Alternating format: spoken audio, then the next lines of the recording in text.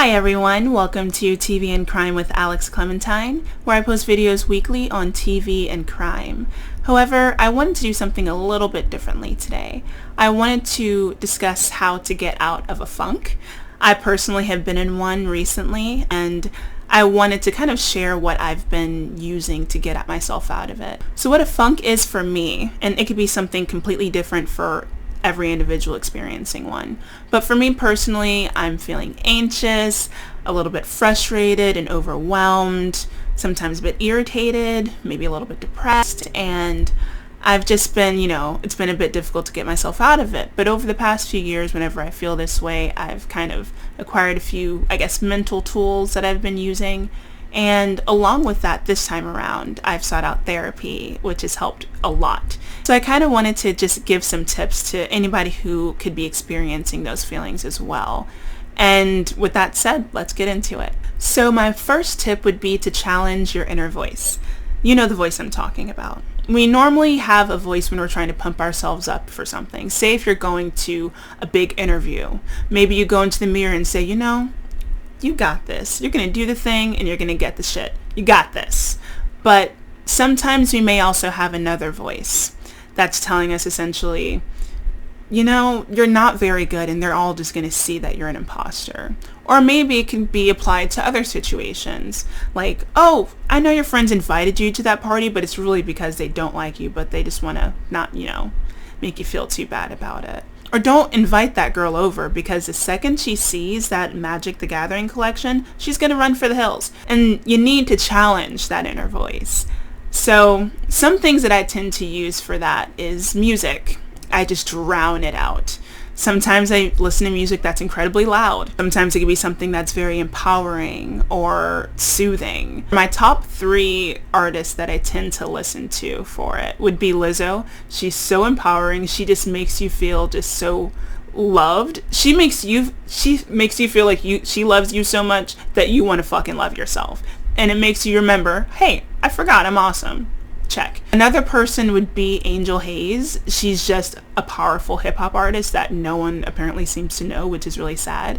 She's very incredible, and I feel like she's definitely underrated. Kate Nash, because she makes you feel like it's okay to scream as a woman, and sometimes you want to do that. Another thing I tend to use is to listen to a podcast or a TED Talk. Sometimes I like to listen to something very inspirational or something that's comical. A lot of times I like to listen to something that's kind of the best of those two worlds.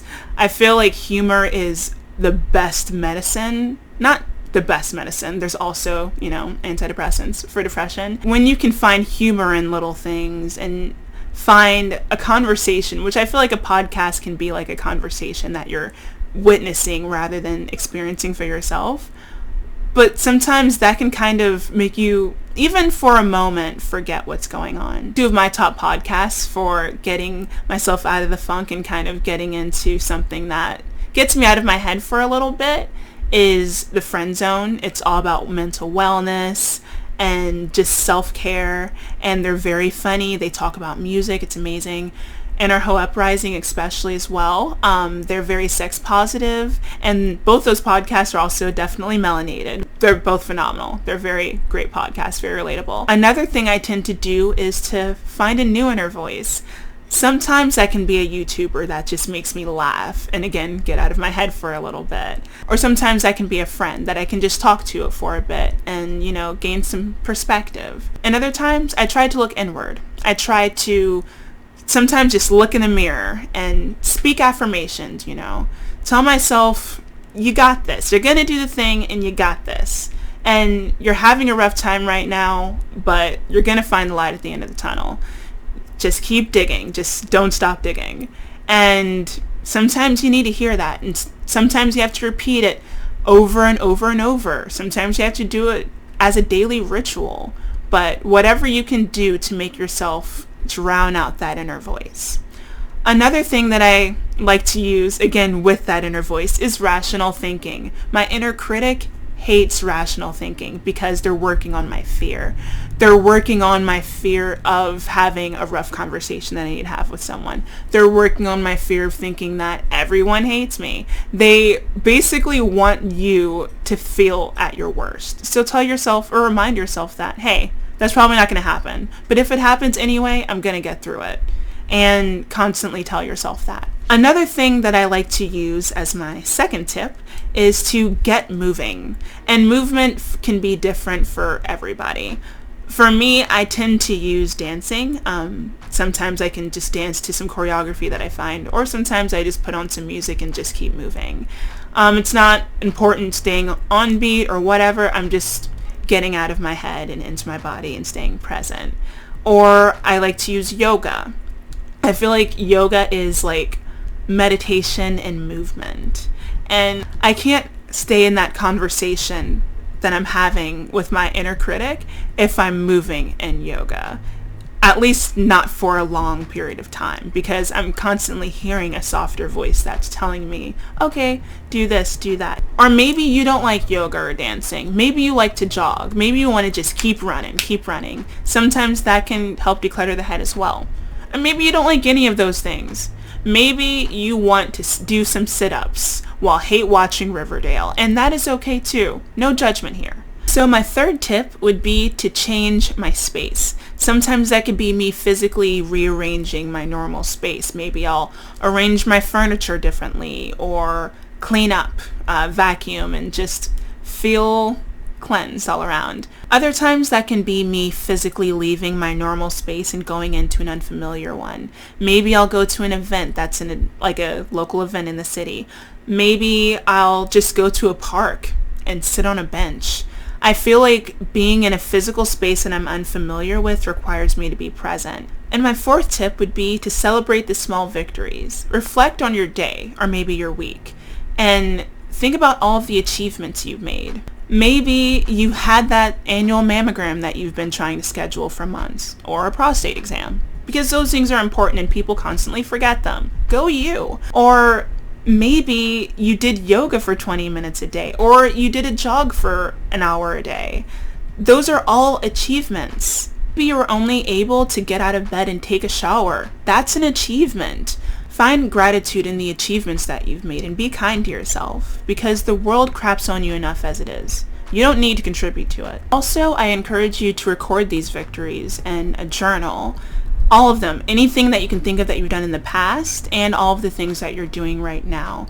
And you can look back on these on a later date and see how much of a badass that you are, because for some reason you keep on forgetting how badass you are. Another thing I do is to give myself a small gift. For instance, I was feeling very overwhelmed the past couple weeks. Another reason because I've been working a lot of overtime. And so to make myself feel better, I bought 2 mugs. One that reminded me of my cat, like just literally a black cat's face.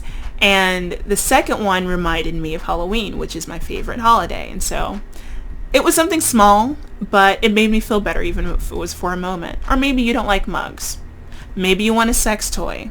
Treat yourself. Get it. It's only one click away after a while because we have Amazon. So literally anything you want, it can be under $5, $10, $15. I wouldn't recommend a $5 sex toy, but you know, do you? And the 5th tip would be to talk to someone. That kind of gets into the first tip again, changing your inner voice, but talk to someone like a friend. Maybe you want to talk to a family member, and you don't have to talk about what's bothering you. It can be just getting the family gossip, or finding out what's happening at your best friend's job. Literally anything to get your mind off what's going on, or to make yourself feel better, even if it's short term again. Or if you feel like you need something more helpful, I would recommend therapy. I feel like some people kind of don't like that word, but sometimes it's helpful to just have a stranger to talk to about situations as these things arise. And someone who literally doesn't need to give you advice, but who you pay to listen. I know it's helped me, for sure. And I would encourage anyone who feels like it may help them to try it. Maybe if it's only one session, just to try. And for my bonus tip, my 6th tip would be to make yourself laugh. Maybe you can do a funny voice or do funny faces in the mirror. Maybe you want to watch a YouTube video. Maybe you want to flash yourself in the work bathroom, because the human body is a beautiful but funny thing, you know? Do whatever you need to do to make yourself feel better. And, well, do whatever you need to do in a healthy way to make yourself feel better. And be kind to yourself, because I know I'm trying. So those are my 6 tips for getting out of a funk and out of your head. If you like this video, make sure to like and subscribe, and write down below. Tell me what tips you use to get out of the rough times that you're having. And stay weird.